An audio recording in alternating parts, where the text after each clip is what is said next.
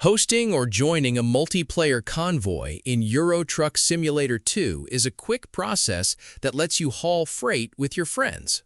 To set up your own lobby, load into your profile and click Convoy at the bottom of the main menu interface, or press your mapped shortcut key. Instead of browsing the server browser, click Host Convoy at the top. Enter a session name, description, and optional password to keep random players out.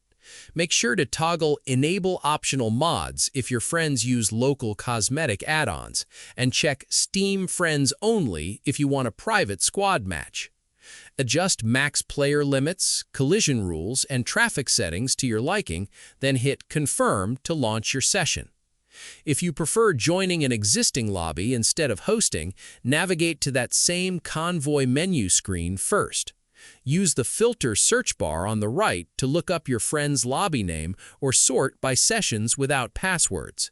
Select your chosen session from the list and press the Join Convoy button at the bottom right. If this short guide was helpful, drop a subscribe to the channel, and safe driving.